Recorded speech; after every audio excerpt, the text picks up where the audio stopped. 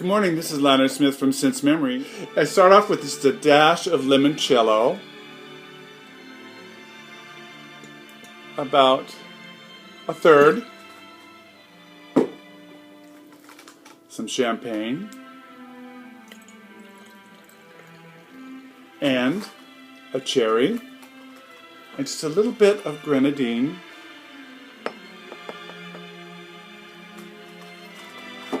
And there we have my, I don't know what I'll call it. Should I call it a midnight in Paris? It looks more like a sunrise in Paris.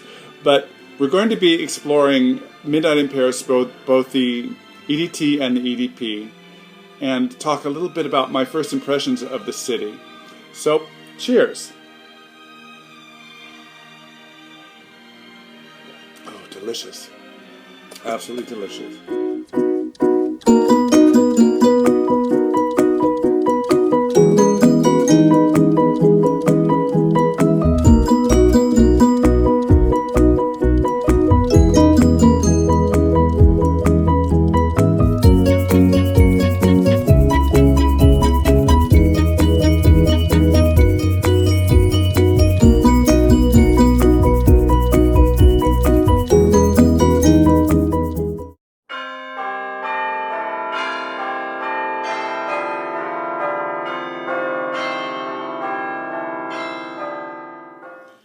After a long 11-hour flight, I landed in Paris, my very first visit, and it was breathtaking.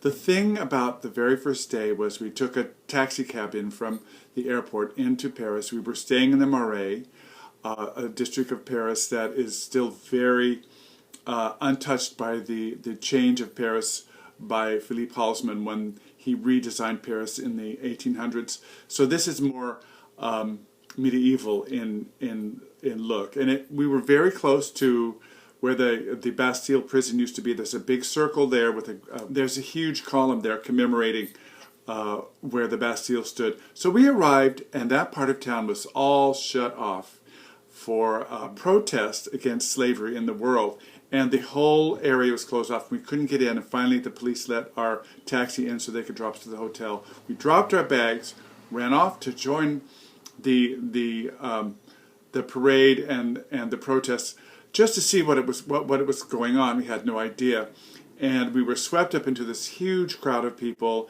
and carried down this side street along with the parade, with thousands and thousands of people. And I'd been on a plane for 11 hours. I got a little claustrophobic, and I said to my friend Lane, I said, I got to get off the street. I can't take all these people right now. So we took this side exit, this little street. There was a wonderful gateway with a mansard roof over it, and led us into what I didn't know at the time was the Place de Vosges, one of the very first great plazas built in Paris in the 1500s. And we walked into this incredible piece of architecture, completely ringed with a building that all completely looked the same all the way around, with arches and apartments above it, beautiful mansard roofs, and a great garden in the center, and it was paradise. So that was my first impression of Paris. So today we're going to be exploring Midnight in Paris. Paris has had, well, the thing about Midnight in Paris is the name is so almost cliche. Paris has been the subject of so many writers and filmmakers, from Hemingway to Woody Allen, and even the Woody Allen film Midnight in Paris. It's the same name. So we're going to explore this particular perfume in the EDT form and in the Parfum, which I have not unboxed yet. It is one of my favorite leather fragrances. Now, Midnight in Paris, the EDT, was introduced in 2010. It's an Oriental. The nose behind it is Domitille Berthier and Oliver Poge. They collaborated on this particular fragrance. The top notes are holly, rosemary, bergamot, Amalfi, lemon, leather. The mid notes are styrax, tea, lily of the valley, and the bottom notes are incense, benzoin, tonka bean, almond, and amber. I've already got it on. I've had this bottle, the EDT, for about 2 years, and as I said, it's one of my favorite leathers. Now, the thing about this, for me, is that the leather is very smooth, very powdery, but the fascinating thing that, for me, is the incense in this. There's a church in Paris called the Church of the Madeleine. It looks like a temple to Venus. It's built in the style of the Roman temples. And there's this wonderful incense that they burn in there. And that temple, that church, when you go in, you smell this great incense. So to me, this is almost a religious kind of memory that comes up from the fragrance. Now, this incense goes back to the ancient times, and it's carried over from the Roman gods into the Roman Catholic religion, because a lot of the traditions of the pagan religions in Rome were just carried over into Christianity to kind of make the transition more acceptable to the Romans at the time. So we get this incredible incense that carries you from church to temple and back again. It has a great longevity for me, and the sillage is pretty good. I would say it comes out to about 1.5 feet. I personally don't like a perfume that blasts across the room. I would rather not be that bold. I prefer the boldness to be more personal in my fragrances. So as I said, this one in particular is a favorite leather of mine. The leather is powdery. The opening is very, I don't know, I get this sense in the opening. I've had it on for a while, but there's also a very earthy kind of sense, almost clay, that comes up in there too. I don't know where that's coming from. Probably a mix of the leather, the Styrex, maybe a little bit of the tea. Definitely the amber is there in the dry down. It really becomes more amber and leather towards the dry down, towards maybe about 2 hours in. Now let's open the Eau de Parfum and see how it compares. I did forget to mention why I have the diamond necklace up here, and that's because Midnight in Paris is from the house of Van Cleef Arpels, who began in the late 1800s and are a jewelry house in Paris. And this is an example of one of their beautiful pieces. So let's take a look at this is the box. You can see it's just like the one for the Eau de Parfum. It says Van Cleef Arpels on the back.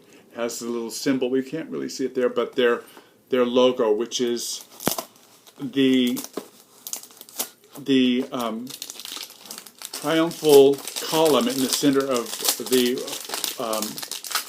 Place Vendôme in Paris. Place Vendôme is where the Ritz Hotel is, where a lot of great history can be found in that hotel, including was the home of Coco Chanel. So let's open this up. And voila, there it is. The bottle is exactly the same as the Eau de Toilette, with the beautiful star field on it, the universe or the Milky Way on the top. It says Van Cleef Arpels along here on the ribbon, the beautiful metal ribbon. It's just a gorgeous bottle, a classic bottle that will always be, I think it will be up there in history along with Chanel No. 5. It's a really classic, iconic bottle. Take the cap off. The cap almost, I think it's plastic. Well, maybe it might be a very thin metal, but it's definitely got a plastic interior. But it's quite serviceable. So let's see how the sprayer, oh, great spray right off the bat. So there we have the spray. Beautiful. Now, the Eau de Parfum, of course, is stronger, a concentration of absolutes than the Eau de Toilette. So, in comparison, Of course, I'm getting the top notes here. Holly and rosemary. The Amalfi lemon is subtle, but right there, and you're getting a lot of leather, a lot of leather.